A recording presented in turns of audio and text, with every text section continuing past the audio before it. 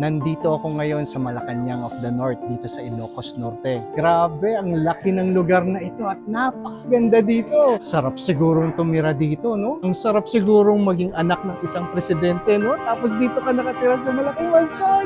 Alam niyo ba na pag tinanggap niyo si Jesus sa inyong mga buhay, ay higit ka pa sa anak ng isang presidente. Kasi pag tinanggap mo si Jesus sa iyong buhay, you are now adopted.